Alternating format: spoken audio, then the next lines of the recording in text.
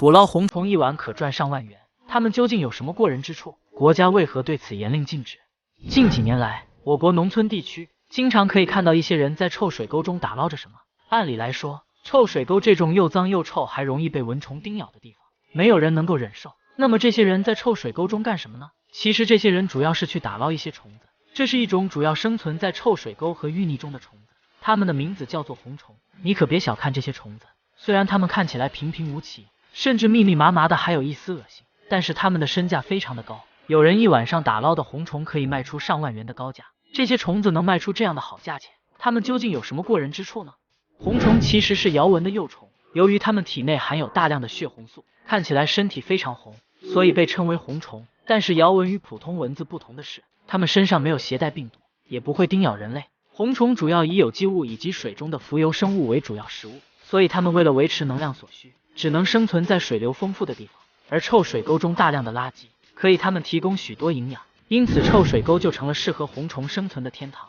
而且红虫作为群居性动物，通常都是聚集性生活，如果看到了一只红虫，那么就代表这边水域中生存着成千上万的红虫。喜欢钓鱼的朋友可能对红虫有一些了解，红虫是一种比蚯蚓还要受欢迎的钓饵，据说用红虫钓鱼可以钓到更大更肥的鱼，而且红虫还是家养鱼的天然饲料，很多人都会用红虫来喂养宠物鱼，一些做水产的企业也会用红虫来作为饵料。正是因为市场上对红虫的需求量比较大，一些人为了获得高额的利益开始捕捞贩卖红虫，红虫的身价也随之水涨船高，最贵的时候曾被卖到100多元一斤。尽管价格越炒越高，市场上对红虫的需求仍旧是只增不减，所以有越来越多的人看到了商机，加入了捕捞红虫的行列中。但是相关部门得知这些事情后，严令禁止了捕捞红虫的这一行为。2019年，有6个人在安徽某处捕捞了20多公斤的红虫，巡查人员发现后立即进行了报警处理，随后6人被处以了6万元的罚款，可谓是因小失大。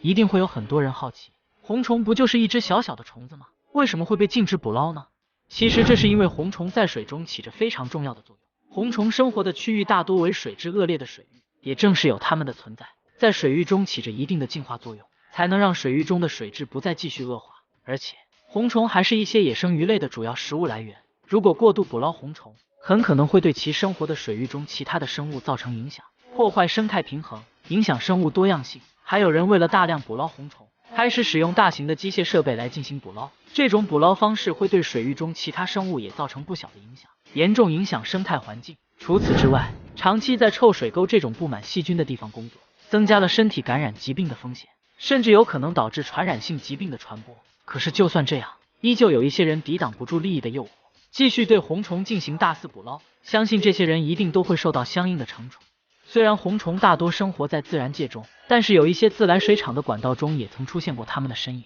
尽管通过检测，人们发现红虫的身上并没有危害人体健康的有害物质，依旧无法达到可以使用的标准。在相关部门禁止捕捞红虫后，为了继续从红虫身上获取利益，一些人开始专门养殖红虫，并且因为红虫对环境的适应力强，易养殖，而且养殖成本较低，许多人通过养殖红虫创业成功，希望在红虫养殖业发展起来后，可以阻止一些人对红虫的违法捕捞行为。